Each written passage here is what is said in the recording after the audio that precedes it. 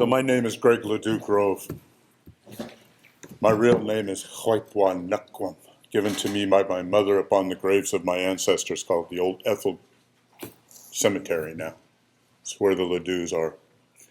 I come from Luskian, Katomkian, down in through the Ladues, upriver Tayetnapum, and recognized as a Tayetnapum, my family, Ladues, by Mary Kiona, as Lucille's sister out in Spokane told me.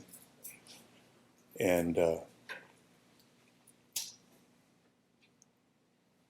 I thought I'd tell you a little bit about myself. I grew up down in Southern Oregon for the most part, and spent a lot of time running around. I was, let's just say I was feral. I was feral when I was younger. That's a good way to say it, like a lot of us. But since that time, as minutes go by fast, don't they? I put my hand to a lot of things. I brought in the sweat lodge. I brought in, with Randy and others. As you were saying, Steve, I sat right out there and built a fire in the parking lot so that people could come out and talk about what was going on during those days. I went to Ireland and talked about the damage in Cowlitz and in the environment.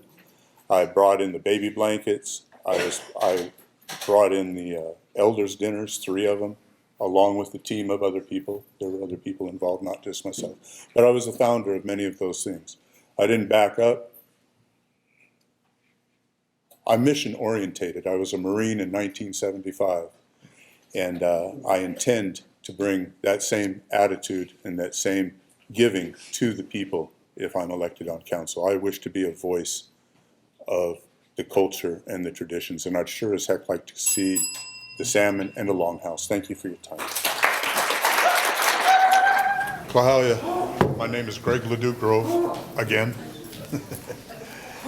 I think that I take a little bit of different approach. I agree with everybody here, what you've said about some of the needs. But for me, I think it's identity. I think that's the biggest problem. Let me explain that. When you know who you are, when you know your traditions, and you know your land, and you know your history, and you know your burials, when you know the place where you put your feet upon, and you can tell the stories about that place, and you can carry that, you keep the ties to your ancestors. When you have a base to keep your ties to, you can make quality decisions about economics. You can make quality decisions about how you talk to each other. You can make quality decisions about how you sit in the same room with each other, even with disagreements. But if you don't know those things, how can you expect to have those conversations out the other end? You have to have a base. A lot of our people, and a lot of them are middle-aged and younger now, they have no idea about where they come from. I run into them all the time. What family do you come from? Oh, I come from the Jones or the Smith. No, no, no. Where do you come from? They don't know. So how can they make quality decisions? I'm offering a grounded cultural perspective, as well as other people are too. And thank you, Charcoal, for saying the things that you said.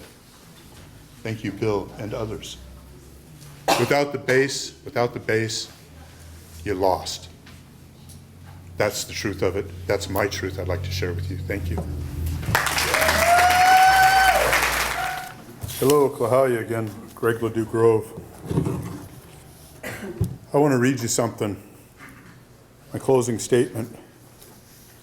I stood right there and read this to the General Council June 1st, 1996, and I think it's appropriate today. I don't want you to vote for me. I want you to vote for the best person you think possible, what your heart tells you. It's against my nature to stand up here and say, oh, look at me, and have the pictures. But here's what I wrote.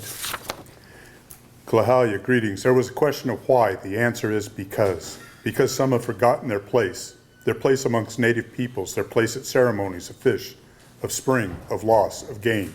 their place on the river, on the mountain, in the prairie, and in their homeland. Their place can never be filled by others. It's theirs. It's who they are. Because some have ignored their responsibilities and their responsibilities to themselves, how they talk to each other, how they handle their emotions, their direction, their stewardship, their homeland, and all those that are there. No matter what fence, what government, what corporation, business, or foreign people's claims ownership, they are the caretakers, always have been, always will be. Because some have chosen a foreign value system and ignored or forgotten their own, a deceitful value system, an illusion, a twisted shadow that has no substance, a promise, always another promise. Sell us this and we'll take care of it. Sell us that and we'll take care of you. They turn their face dark with anger when the truth stands before them and justify their actions with ego, vanity, and fear. Because some have forgot themselves. They have forgot that a piece of paper does not make a people, nor does it separate one's family. But yet they continue to make this dividing away their priority and justify it with the promise of a few dollars in so-called privilege or right. Because some have chosen to live in fear of others as if they have nothing without the handout of politicians, a handout of things stolen from them when they were younger. Do you remember? Living in fear that if they stand, they may lose this handout. So in their fear, they forgot their place. In their fear, they ignored their responsibilities. In their fear, they twisted their values. In their fear, they have lost themselves. It hasn't changed much.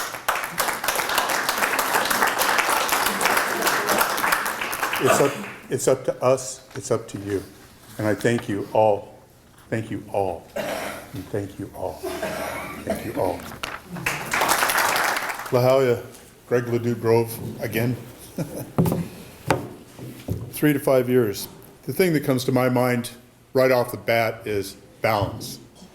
I want my council to be balanced. I want our strong economic business people to be there with good plans. I want our government people to be there with knowledge and understanding, not people that just showed up from Timbuktu that decided, oh, I'm going to run for council. No, people that have experience dealing with government, dealing with strategic planning, and have forethought for the future. I want that balance in our council.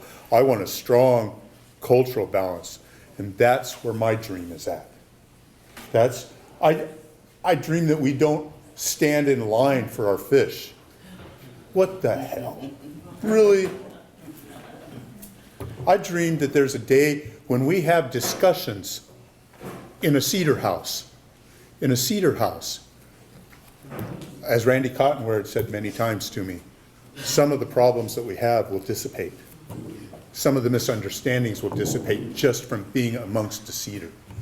I want our youth to know how to skin a buck. I want them to know how to track. I want our medicine people to be able to get on those horses and those ponies and travel those trails up there and be able to gather that medicine and put it together so we don't have to rely on pharmaceuticals. That we have people that know who we are and where we're from and use our land.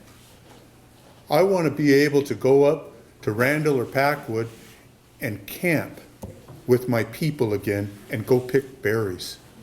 I don't want to have to go down over here and over there and have a sign tell me. I want to sit with my people. I want a piece of land.